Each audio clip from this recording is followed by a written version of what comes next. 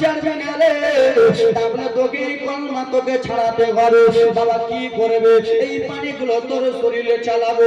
সেই সবাই নবীর সাহাবী বেলাল কেঁদে কেঁদে বলেছিলেন, উবাইয়া, ওরে উবাইয়া বদমাইশ উমাইয়া রে, আমাকে তো তুই অনেকটা মারলি রে, আমাকে বেতের বাড়ি মারলি, সাঁটার বাড়ি মারলি, শরীরে আমার লম্বা লম্বা দাগ রয়েছে, তারপরে আমার জিহ্বাতে তুই যেন পুড়ে দিলি রে, আমার জিহ্বাতে তুই আগুনের ছাটা দিলি রে, তারপরে তুই গরম পানিগুলো চালাবি। হ্যাঁ হ্যাঁ চালাবো।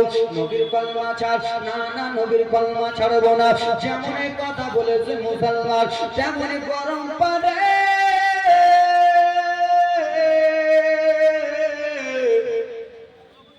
হযরত বেলালের শরীরে যেমন চালিয়ে দিয়েছে বাবা গো, সঙ্গে সঙ্গে বেলাল যেন তত্তর করে কেঁদে যায়। যেমনই বুকে চালিয়েছে বেলাল যেন কেঁদে যায়। ওরে ভাইয়া, আর আমি সহ্য করতে পারি না ভাইয়া রে, আর আমার দ্বারাই সহ্য হয় না রে। কেন এরকম কষ্ট দিত শরীর, কেন এরকম আঘাত দিত, বুকগুলো নিয়ে যেন কান্না করতেছে। পিছে যেমনই চালিয়েছে, পিছে নিয়ে কান্না করতেছে। এ দরদি মুসলমান রে, এই দরদি মুসলমান, আল্লাহর নবীর উম্মতের দল বিলালকে যেমন পানি চালা হয়েছে, সঙ্গে সঙ্গে বড় বড় ফোঁটা হয়ে গেছে। আর বেলাল সহ্য করতে পারে না, আর বেলালের সহ্য হয় না। বেলালের একটাই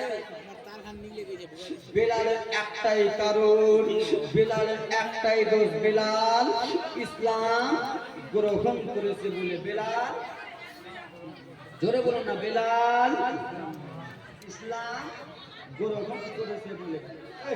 দাঁত খিলখিল করে হাসতেছে। বেলাল একটাই দোষ বেলালের, বেলাল ইসলাম গ্রহণ করেছে বলে বেলালকে অত কষ্ট দিতেছে। এ মুসলমান, সেই নবীর আমরা উম্মত, সেই নবীর আমরা আশিক, সেই নবীর আমরা দিওয়ানা, আমরা কি কষ্ট করতে পারবো না? বাবা এই করা হলো, পানি চালানো হলো, তারপরে বলে বেলাল তুই নবীর কলমা ছাড়। হযরতে বেলাল বলে, উমাইয়া শুনো, যতক্ষণ পর্যন্ত আমার জান বেঁচে আছে আমি নবীর কলমা ছাড়বো না। আমি জান দিলে নবীর জন্য দিব, ভালোবাসলে নবীকে বাঁচবো। আমার যদি এই দিলটাকে, জানটাকে কুরবানি করতে হয়, নবীর জন্য করব, বেঈমানের জন্য করব না। বেলালে একটাই কথা, আমি জান দিব নবীর জন্য, ভালোবাসবো নবীর জন্য। চলেন একবার আমরাও জান দিয়ে দিই। বলেন, জান যদি দিতে হয় নবীকে দিও, জোরে বলুন। জান যদি দিতে হয় নবীকে দিয়া, জান যদি দিতে হয় নবীকে দিবা। সবাই আমার সঙ্গে বলুন, জান যদি দিতে হয় নবীকে দিব। ভালো যদি বাঁচতে হয় নবীকে বাঁচবো। মোদের দুঃখ সাধনা নবী সইতে পারে না, মোদের কষ্ট সাধনা নবী সইতে পারে না। সেই নবীর লাগিয়া একবার মিলাদ করিও। জান যদি দিতে হয় নবীকে দিব, জোরে বলুন। ফুলসিরাতের গেটে কাঁদে দাঁড়ায়া থাকবে, গুনাহগার মতকে দেবে পার করবে। ফুলসিরাতের গেটে কাঁদে দাঁড়ায়া থাকবে, গুনাহগার মতকে দেবে পার করবে। জান্নাতের টিকিট নেবে নিজে দেবে। জান যদি দিতে হয় নবীকে দিও, জোরে বলুন। আমরা জান দেব কার জন্য? কার জন্য? নবীর জন্য। জান এর জন্য দিয়ে লাভ নাই, ওর জন্য দিয়ে লাভ নাই। জান দিতে হলে নবীর জন্য দাও। এ মুসলমান, কিছুদিন আগে আমাদের বহরমপুর এলাকাতে এ ব্রাদার মুসলমান একটা মেয়ে যেখানে ফ্যান ঘুরে টার, ওই টারে ফাঁসি লটকে ব্রাদার মুসলমান জিভাটাকে বকরির মতন করে ছাগলের মতো করে বের করে রেখে দিয়েছে। তার মাকে মিডিয়া যে জিজ্ঞেস করা হলো, তোমার মেয়েটা কিসের জন্য ফাঁসি লাগিয়েছে?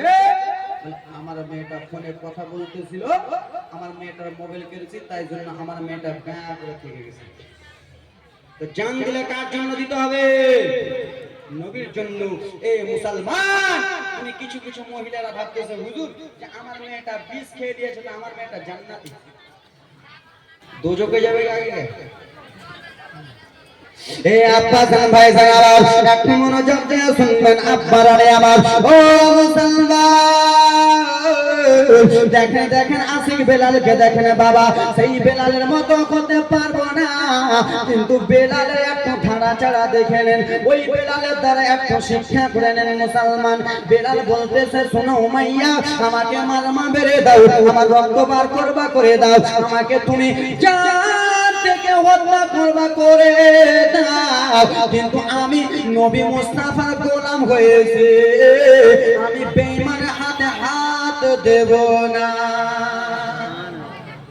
আর আজকে আমরা এমন মুসলমান বলেছে সুদ খেতে হারাম, সুদ খেতে আমরা ছেড়ে না। কি হলো? হ্যাঁ, সুদের টাকা খড়ি টাকা করে এই